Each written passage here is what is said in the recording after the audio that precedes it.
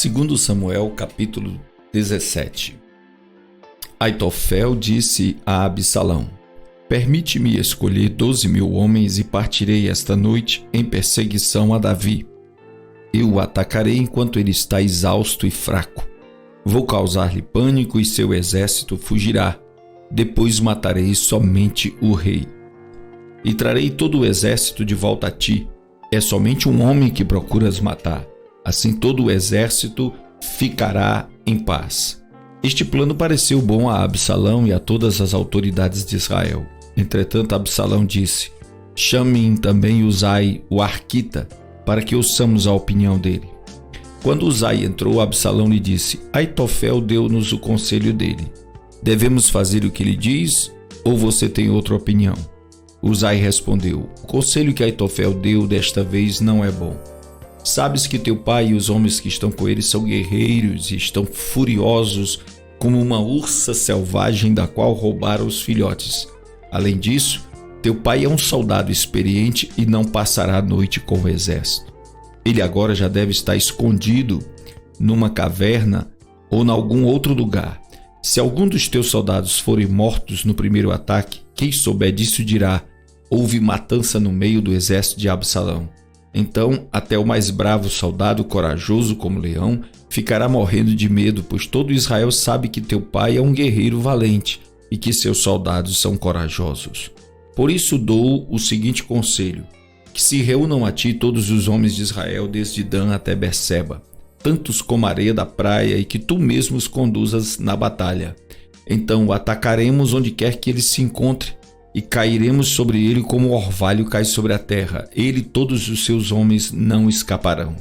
Se ele se refugiar em alguma cidade, todo Israel levará cordas para lá, e arrastaremos aquela cidade para o vale até que não reste ali nem sequer uma pedra, uma pequena pedra.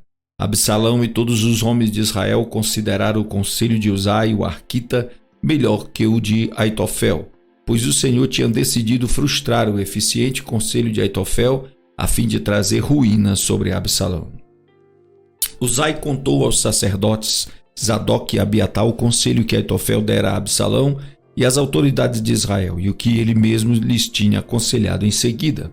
Então pediu que enviasse imediatamente esta mensagem a Davi: não passe a noite nos pontos de travessia do Jordão, no deserto, mas atravesse logo o rio, senão o rei e todo o seu exército serão exterminados.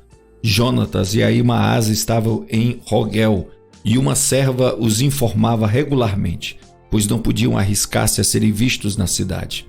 Eles, por sua vez, iam relatar ao rei Davi o que tinham ouvido. Mas um jovem os viu e avisou Absalão. Então eles partiram rapidamente e foram para a casa de um habitante de Baurim, que tinha um poço no quintal. Eles desceram ao poço, e a dona da casa colocou a tampa no poço para disfarçar, espalhou grãos de cereal por cima. Os soldados de Absalão chegaram à casa da mulher e lhe perguntaram onde está Ahimaás e Jonatas. A mulher respondeu: eles atravessaram as águas.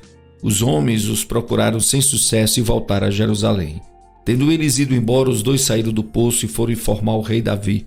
Falaram-lhe do conselho que Aitofel dera contra ele e lhe disseram que atravessasse imediatamente o Jordão.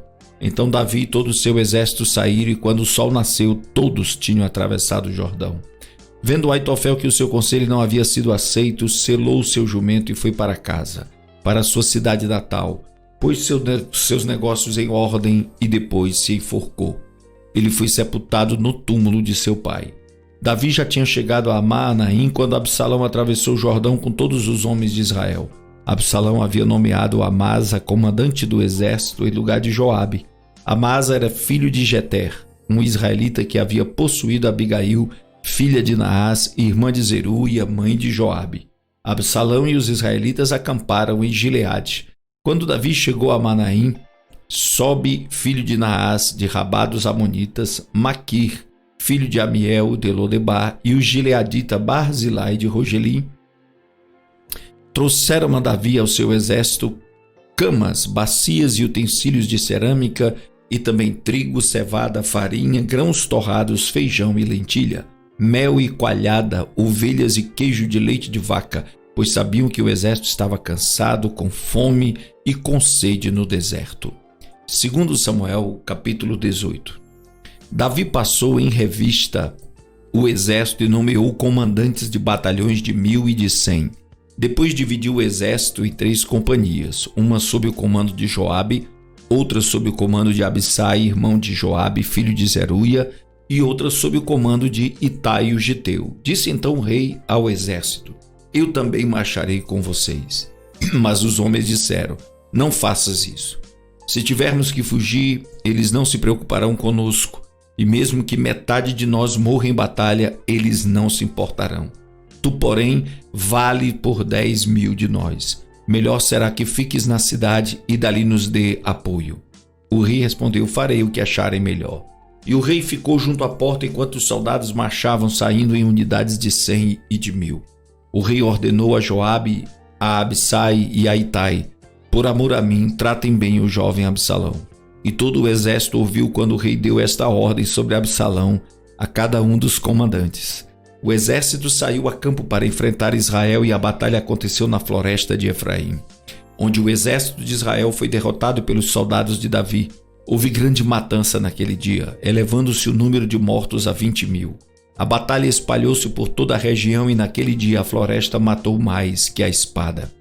Durante a batalha, Absalão, montado em sua mula, encontrou-se com soldados de Davi.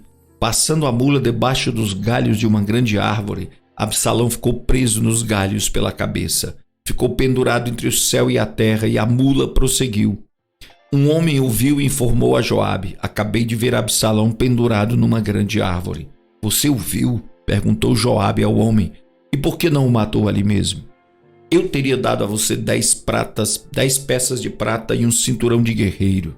Mas o homem respondeu: mesmo que fossem pesadas e colocadas em minhas mãos 1.000 peças de prata, eu não levantaria a mão contra o filho do rei. Ouvimos o rei ordenar a ti, a Abissai e a Itai: protejam por amor a mim o jovem Absalão. Por outro lado, se eu tivesse atentado traiçoeiramente contra a vida dele, o rei ficaria sabendo, pois não se pode esconder nada dele. E tu mesmo ficarias contra mim.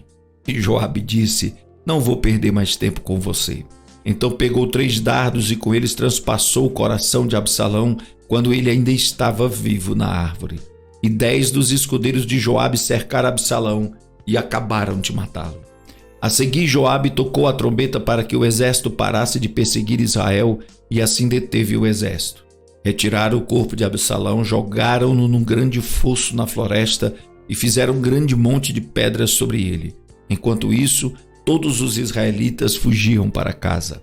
Quando em vida, Absalão tinha levantado um monumento para si mesmo no Vale do Rei, dizendo: não tenho nenhum filho para preservar a minha memória.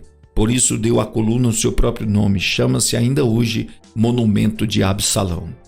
Então Ahimaás, filho de Zadok, disse: deixa-me correr e levar ao rei a notícia de que o Senhor lhe fez justiça, livrando-o de seus inimigos. Não é você quem deve levar a notícia hoje, disse-lhe Joabe. Deixe isso para outra ocasião. Hoje não, porque o filho do rei morreu. Então Joabe ordenou a um etíope: vá dizer ao rei o que você viu. O etíope inclinou-se diante de Joabe e saiu correndo para levar a notícia. Todavia Ahimaás, filho de Zadok, disse de novo a Joabe: não importa o que aconteça, deixa-me ir com o etíope. Joabe, porém, respondeu: por que estás querendo tanto ir, meu filho? Você não receberá nenhuma recompensa pela notícia. Mas ele insistiu: não importa o que aconteça, eu quero ir. Disse então Joabe: pois vá. E Ahimaás correu pelo caminho da planície e passou à frente do etíope. Davi estava sentado entre a porta interna e a externa da cidade. E quando a sentinela subiu ao terraço que havia sobre a porta junto à muralha, viu um homem que vinha correndo sozinho. A sentinela gritou, avisando o rei. O rei disse: se ele está sozinho, deve trazer boa notícia. E o homem aproximou-se. Então a sentinela viu outro homem que vinha correndo e gritou ao porteiro: vem outro homem correndo sozinho. Esse também deve estar trazendo boa notícia, exclamou o rei. A sentinela disse: está me parecendo pelo jeito de correr que o da frente é Ahimaás, filho de Zadok. É um homem bom, disse o rei, ele traz boas notícias. Então Ahimaás aproximou-se do rei e o saudou, prostrou-se com o rosto em terra diante do rei e disse: bendito seja o Senhor, o teu Deus. Ele entregou os homens que se rebelaram contra o rei, meu senhor. O rei perguntou: o jovem Absalão está bem? Ahimaás respondeu: Vi que houve uma grande confusão quando Joabe, o servo do rei, ia enviar teu servo, mas não sei o que aconteceu. O rei disse: fique aqui ao lado esperando. E Ahimaas ficou esperando. Então o etíope chegou e disse: ó rei, meu senhor, ouve a boa notícia. Hoje o Senhor te livrou de todos os que se levantaram contra ti. O rei perguntou ao etíope: o jovem Absalão está bem? O etíope respondeu: que os inimigos do rei, meu senhor, e todos os que se levantam para te fazer mal, acabem como aquele jovem. Então o rei, abalado, subiu ao quarto que ficava por cima da porta e chorou. Foi subindo e clamando: ah, meu filho Absalão, meu filho Absalão, quem me dera ter morrido em seu lugar. Ah, Absalão, meu filho. 2 Samuel, capítulo 19. Informaram a Joabe que o rei estava chorando e se lamentando por Absalão. Para todo o exército, a vitória daquele dia se transformou em luto, porque as tropas ouviram dizer: o rei está de luto por seu filho. Naquele dia o exército ficou em silêncio na cidade, como fazem os que fogem humilhados da batalha. O rei, com o rosto coberto, gritava: ah, meu filho Absalão, ah, Absalão, meu filho. Então Joabe entrou no palácio e foi falar com o rei: hoje humilhaste todos os teus soldados, os quais salvaram a tua vida, bem como a de teus filhos e filhas de tuas mulheres e concubinas. Amas os que te odeiam e odeias os que te amam? Hoje deixaste claro que os comandantes e os seus soldados nada significam para ti. Vejo que ficarias satisfeito se hoje Absalão estivesse vivo e todos nós estivéssemos mortos. Agora vai e encoraja teus soldados. Juro pelo Senhor que, se não fores, nem um só deles permanecerá contigo esta noite, o que para ti seria pior do que todas as desgraças que já te aconteceram desde a tua juventude. Então o rei levantou-se, sentou-se junto à porta da cidade. Quando o exército soube que o rei estava sentado junto à porta, todos os soldados juntaram-se a ele. Enquanto isso, os israelitas fugiam para casa. Em todas as tribos de Israel, o povo discutia, dizendo: Davi nos livrou das mãos de nossos inimigos. Foi ele quem nos libertou dos filisteus, mas agora fugiu do país por causa de Absalão. E Absalão, a quem tínhamos ungido rei, morreu em combate. E por que não falam em trazer o rei de volta? Quando chegou aos ouvidos do rei o que todo Israel estava comentando, Davi mandou a seguinte mensagem aos sacerdotes, Zadok e Abiatar: perguntem às autoridades de Judá por que vocês seriam os últimos a conduzir o rei de volta ao seu palácio. Vocês são meus irmãos, sangue do meu sangue, por que seriam os últimos a ajudar no meu retorno? E digam a Amasa: você é sangue do meu sangue, que Deus me castigue com todo rigor, se de agora em diante você não for o comandante do meu exército em lugar de Joabe. As palavras de Davi conquistaram a lealdade unânime de todos os homens de Judá, e eles mandaram dizer ao rei que voltasse com todos os seus servos. Então o rei voltou e chegou ao Jordão, e os homens de Judá foram a Gilgal ao encontro do rei para ajudá-lo a atravessar o Jordão. Simei, filho de Gera, benjamita de Baurim, foi depressa com os homens de Judá para encontrar-se com o rei Davi. Com eles estavam outros 1000 benjamitas e também Ziba, supervisor da casa de Saul, com seus 15 filhos e 20 servos. Eles entraram no Jordão antes do rei e atravessaram o rio a fim de ajudar a família real na travessia e fazer com que o rei desejasse. Simei, filho de Gera, atravessou o Jordão, prostrou-se perante o rei e lhe disse: que o meu senhor não leve em conta o meu crime e que não te lembres do mal que o teu servo cometeu no dia em que o rei meu senhor saiu de Jerusalém, que o rei não pense mais nisso. Eu, teu servo, reconheço que pequei. Por isso, de toda a tribo de José, fui o primeiro a vir ao encontro do rei meu senhor. Então Abissai, filho de Zeruia, disse: Simei amaldiçoou o ungido do Senhor, ele deve ser morto. Davi respondeu: que é que vocês têm com isso, filhos de Zeruia? Acaso se tornaram agora meus adversários? Deve alguém ser morto hoje em Israel? Ou não tenho hoje a garantia de que voltei a reinar sobre Israel? E o rei prometeu a Simei sob juramento: você não será morto. Mefibosete, neto de Saul, também foi ao encontro do rei. Ele não havia lavado os pés, nem aparado a barba, nem lavado as roupas, desde o dia em que o rei partira até o dia que voltou em segurança. Quando chegou em Jerusalém e encontrou-se com o rei, este lhe perguntou: por que você não foi comigo, Mefibosete? Ele respondeu: ó rei, meu senhor, eu, teu servo, sendo aleijado, mandei selar o meu jumento para montá-lo e acompanhar o rei, mas o meu servo me enganou. Ele falou mal de mim ao rei, meu senhor. Tu és como um anjo de Deus. Faze o que achar melhor. Todos os descendentes do meu avô nada mereciam do meu senhor e rei, senão a morte. Entretanto, deste a teu servo um lugar entre os que comem a tua mesa. Que direito tenho eu, pois, de te pedir qualquer outro favor? Disse-lhe então o rei: você já disse o suficiente. Minha decisão é que vocês Ziba dividam a propriedade. Mas Mefibosete disse ao rei: deixa que ele fique com tudo, agora que o rei meu senhor chegou em segurança ao seu lar. Barzilai de Gileade também saiu de Rogelim, acompanhando o rei até o Jordão para despedir-se dele. Barzilai era bastante idoso, tinha 80 anos. Foi ele que sustentou o rei durante a sua permanência em Maanaim, pois era muito rico. O rei disse a Barzilai: venha comigo para Jerusalém e eu cuidarei de você. Barzilai, porém, respondeu: quantos anos de vida ainda me restam, para que eu vá com o rei e viva com ele em Jerusalém? Já fiz 80 anos. Como eu poderia distinguir entre o que é bom e o que é mal? Teu servo mal pode sentir o gosto daquilo que come e bebe. Nem consigo apreciar a voz de homens e mulheres cantando. Eu seria mais um peso para o rei, meu senhor. Teu servo acompanhará o rei um pouco mais, atravessando o Jordão, mas não há motivo para uma recompensa dessas. Permite que teu servo volte, e que eu possa morrer na minha própria cidade, perto do túmulo de meu pai e de minha mãe. Mas aqui está o meu servo Quimã, que ele vá com o meu senhor e rei, faze por ele o que achares melhor. O rei disse: Quimã virá comigo. Farei por ele o que você achar melhor, e tudo mais que desejar de mim, eu farei por você. Então todo o exército atravessou o Jordão, e também o rei o atravessou. O rei beijou Barzilai e o abençoou, e Barzilai voltou para casa. O rei seguiu para Gilgal, e com ele foi Quimã, todo o exército de Judá e a metade do exército de Israel acompanharam o rei. Logo os homens de Israel chegaram ao rei para reclamar: por que os nossos irmãos, os de Judá, sequestraram o rei e levaram para o outro lado do Jordão, como também a família dele e todos os seus homens? Todos os homens de Judá responderam aos israelitas: fizemos isso porque o rei é nosso parente mais chegado. Porque vocês estão irritados? Acaso comemos das provisões do rei ou tomamos dele alguma coisa?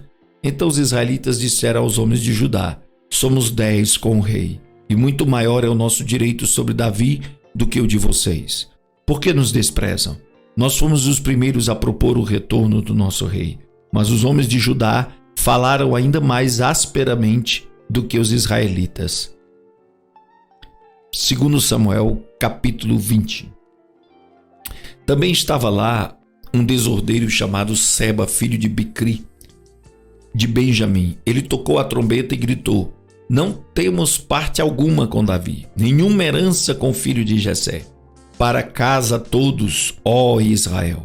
Então todos os de Israel abandonaram Davi para seguir Seba, filho de Bicri. Mas os de Judá permaneceram com seu rei e o acompanharam desde o Jordão até Jerusalém.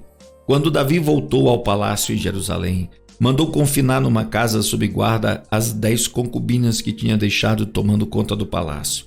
Ele as sustentou, mas nunca mais as possuiu. Ficaram confinadas, vivendo como viúvas até a morte.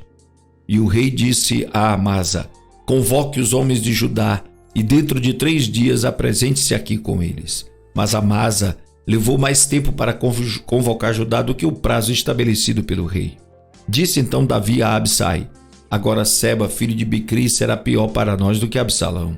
Chame os meus soldados e persiga-o, antes que ele encontre alguma cidade fortificada e depois nos arranque os olhos. Assim os soldados de Joabe, os queretitas, os peletitas e todos os guerreiros saíram de Jerusalém para perseguir Seba, filho de Bicri.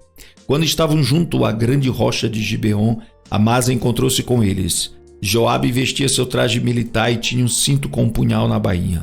Ao aproximar-se de Amasa, deixou cair a adaga. Como vai, meu irmão? Disse Joabe, pegando Amasa pela barba com a mão direita para beijá-lo. E Amasa, não percebendo o punhal na mão esquerda de Joabe, foi por ele golpeado no estômago. Suas entranhas se derramaram no chão e ele morreu. sem necessidade de um segundo golpe. Então Joabe e Abissai, seu irmão, perseguiram Seba, filho de Bicri. Um dos soldados de Joabe ficou ao lado do corpo de Amasa e disse: quem estiver do lado de Joabe e de Davi, que siga Joabe. Amasa jazia numa poça de sangue no meio da estrada. Quando o homem viu que todos que se aproximavam do corpo de Amasa paravam, arrastou-o para fora da estrada e o cobriu com uma coberta. Depois que o corpo de Amasa foi retirado da estrada, todos os homens seguiram com Joabe em perseguição a Seba, filho de Bicri. Seba atravessou todas as tribos de Israel e chegou até Abel-Bet-Maaca, e todos os bicritas se reuniram para segui-lo. O exército de Joabe veio, cercou a Seba em Abel-Bet-Maaca e construiu contra a cidade uma rampa que chegou até a muralha externa. Quando o exército de Joabe estava para derrubar a muralha, uma mulher sábia gritou da cidade: ouçam, ouçam, digam a Joabe que venha aqui para que eu fale com ele. Quando ele se aproximou, a mulher perguntou: tu és Joabe? Ele respondeu: sim. Ela disse: ouve o que a tua serva tem para dizer-te. Estou ouvindo, disse ele. E ela prosseguiu: antigamente se dizia, peça conselho na cidade de Abel, e isto resolvia a questão. Nós somos pacíficos e fiéis em Israel. Tu procuras destruir uma cidade que é mãe em Israel, porque queres arruinar a herança do Senhor. Respondeu Joabe: longe de mim uma coisa dessas. Longe de mim arruinar e destruir esta cidade. Não é este o problema.